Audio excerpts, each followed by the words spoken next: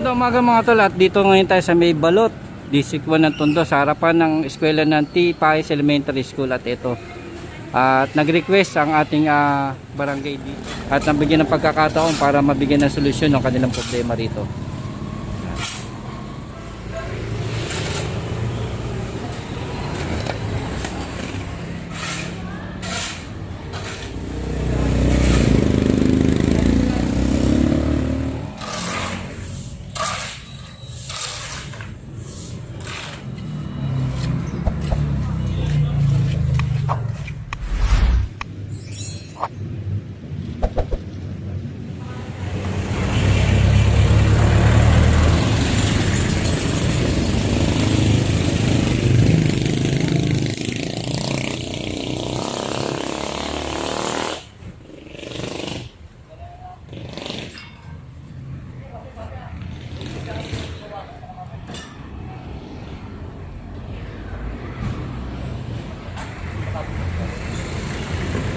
Pala natin tama.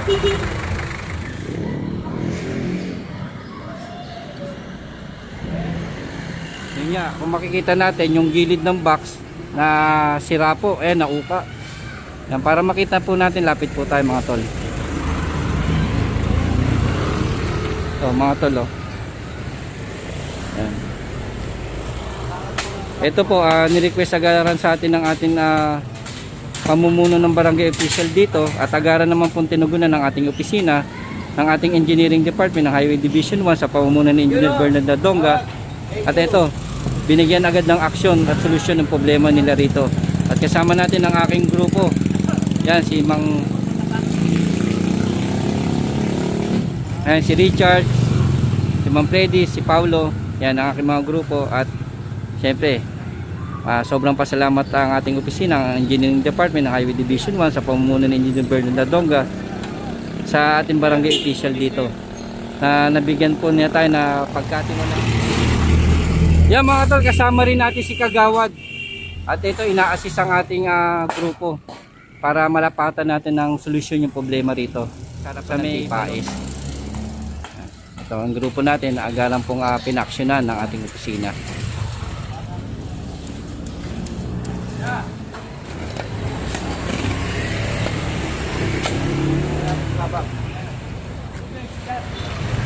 Para mamaya arang muna natin, para pag alis natin may nakaarang.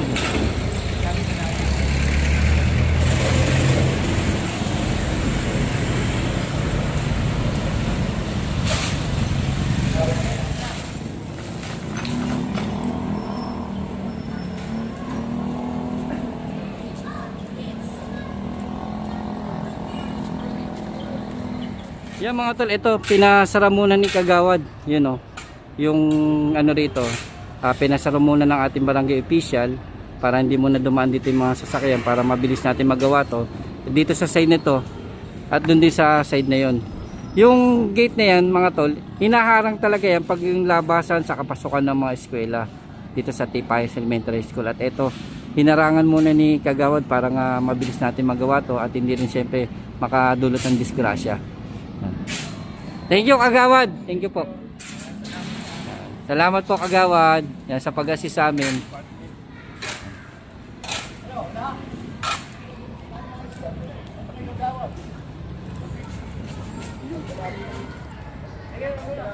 Dito may nadisgrasya. Oo, may nadisgrasya na dyan. Salamat naman po sir. Pero sana sir, pag may nakita uli kayong ganyan, huwag kayong magpa-ado-billing. I-ano nyo po kay chairman para mai-request sa amin agad. Agad namin kay chairman. Para maiwasan nga po yung disgrasya. Nung maliit nga lang yan, lumaki. Dumadaan kasi dito yung truck na malalaki. Yung mga 10-wheeler, mga ganun. 10-wheeler. Pero salamat po sa ano nyo po at na-request ni chairman at agaran po agad kami pinapunta. Kaya salamat din po kay chairman. Oo, sinabi namin kay chairman kahapon dumaan siya dito. Pero pag ano po may nakita ho kayong ganyan, i-ano nyo po agad sa mga barangay po, para yung mga barangay official natin, sila po agad magre-request sa amin. Kasi kayo po mga mamayan ang talagang magsisilbing mata natin sa bawat kalye. Oo, nireklamo na nga namin yan nung mabuti, inaksyon ng kagad ng Opo. chairman. Sana po may mga katulad nyo rin ng mga residente no, na magkaroon ng pakialam. Dati kong kagawad eh. Okay, salamat po. Sana pa yung mga ibang mamayan natin, lalo na rito sa kali ng Tondo. Lalo Magkaroon na pag ng yung harapan ng eskwela kasi to, kasi pinasasarado pa yan, yung dalawang baka. Salamat po sa inyo. Mhm. Kaya pag yung pag yung hindi mo sinara, ang bilis ng mga sasakyan, may na-aksidente nga. Marami ng kaya lagi namin sinasarado yan pag oras ng pasukan tsaka labasan. Salamat po sa inyo. Sana lahat ng mga mamayan natin katulad nyo po, kumbaga may pakialam na may malasakit. Kasi kawawa yung mga bata pag nasagasaan, no? Ilang beses na yung mga nasagasaan dito, dinadala pa namin ng Tondo. Iniiwan. Puro pangako, teka lang sandali lang, Ay, sorry, hindi ganyan. dapat inyano nila. Kaya kukunin namin yung niya, yung plate number niya. At tapos marereklamo namin siya, nahahanap naman. Yan. Salamat po sa inyo, Kagawad. Yan. Si kagawad din Opo. yan. Nesis nga kami ni Kagawad. Pagdating niya, inantay kami agad ni Kagawad. Bait yan. Kaya sobrang salamat po sa mga official dito sa barangay na to, sa mga Kagawad po, sa chairman nyo, sa mga tanod nyo po na talagang sa patuloy nyo pong pagsuporta sa mga ganitong problema. Itong gawan yan, nabantayan namin yan. Ano yan, ampaw yung talaga yung nangyari dyan. Yan. Tingnan mo yung ilalim. Pag Oo nga po. Ayun, kaya siliksik na nila. Oh. Walang laman. Saka ito, matagal na kali na to, no? Hindi, bago lang to. Nirepair to. Pinalitan lahat ng bakal yan, no? Wala, luma rin nilagay na iba. Hindi talaga to. Ewan ko sa kanila. Thank you po sa inyo. Thank you po. Yan. Salamat, Kagawad. Thank you po. Yan.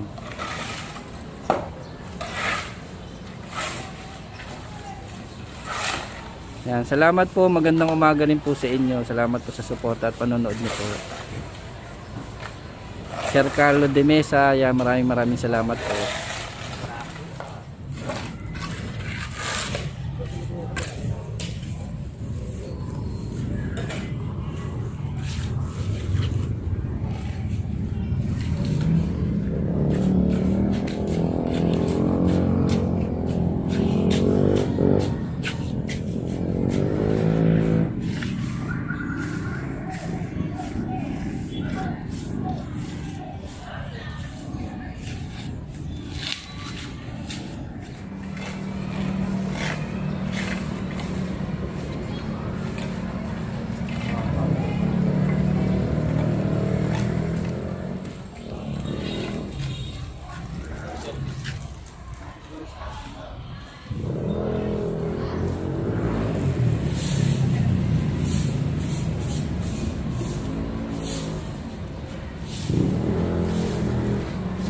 Kagawad, na-report nyo po agad. Report nga yan. Salamat po sa inyo, Kagawad. Saka kay chairman na napagkatiwalaan nyo po kami para po mabigyan namin ng solusyon to. Kaya po yung opisina namin po, pagbaba agad doon ng request nyo, talagang schedule po agad ng aming happy na si Engineer Bernard Ladonga para masolusyon. Kasi kayo pong mga barangay official, mga Kagawad, mga mamayan, kayo po yung nagiging parang katulong din po namin. At syempre nagiging parang mata na rin po Mata ng barangay. ng bawat kali po dito sa kali ng Tondo. Kasi kung di ho dahil sa inyo, kayo mga Kagawad po, mga barangay official, hindi rin po kami magiging tagumpay sa mga ginagawa namin. Kaya malaking bagay po kayo talaga sa pag-aaksyon at pagbibigay natin ng mga solusyon sa bawat kali dito sa Tondo. Lalo na rito sa Balot. Ito daanan pa, lalaki ng mga sasakyan na dumadaan dito. Kaya ako nagpapasalamat ako sa pamumuno ng lalo na kay Mayor Esco at saka sa pamumuno ng DPS Engineering po. Engineering, maraming salamat sa tugon na nagawa agad yung dito, butas na solusyonan agad. Kaya maraming salamat. Kami rin po yung nagpapasalamat sa inyo na yung mga ganitong bagay, wag po kayo i-report nyo po agad sa office namin. Agaran pong tutugaran ng aming happy po yan. Kasi yung iba po nag-aalangan baka hindi ka. Wag po kayong mahiya na lalo na yung mga mamayan nyo po rito na yung mga problema niyo po sa barangay, pag ganito o ano man sa mga kanal, idulog agad po sa inyo. Tapos po kung ano po yung magagawa ng aming opisina, gagawin po para po masolusyonan po natin. Para maiwasan din yung mga na-aksidente na motorista, mga bata, mga malusot sa butas na yan. Oh, delikado po talaga, lalo na yung mga nagmumotor natin. Kaya doble ingat. Sana rin po, yung mga mamamayan natin may makitang ganitong problema, i-report po agad sa barangay. Para naman po yung mga barangay official natin na katulad nyo, nakakagawa ng request para ma-report sa amin po. Kaya maraming salamat sa inyo. Yan. Salamat din po sa inyo, Kagawad.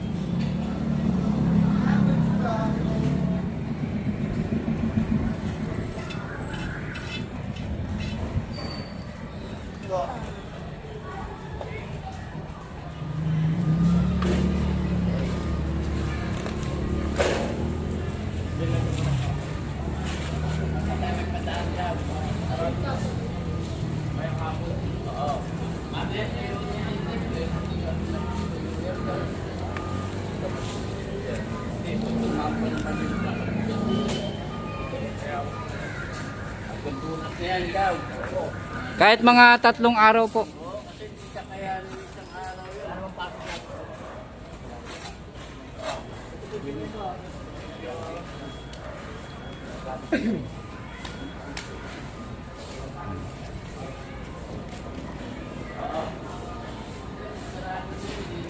Yeah mga tol, at ito dito po tayo sa may balot sa tapat ng TPAS Elementary School, at ito at nabigyan po natin na action at solusyon yung problema po nila rito sa kanilang kalye, na yun nga yung malaking bako na nireport agad sa atin ng mga barangay official na nila Kagawad, at agaran naman po pinapuntahan ng ating opisina ng Engineering Department ng Highway Division 1 sa pamumuno ni Engineer Bernard Nadonga. At syempre sobra po tayo nagpapasalamat sa mga barangay official dito, kay chairman, sa mga kagawad natin at sa mga residente.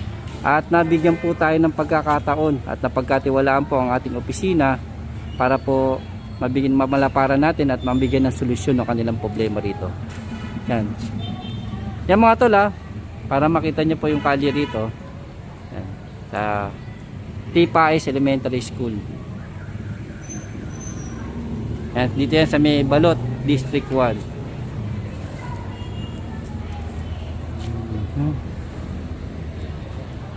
Yan.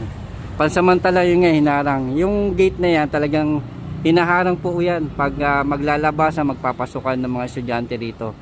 At ito, hinarang muna ho para hindi masagasaan agad itong ginawa natin.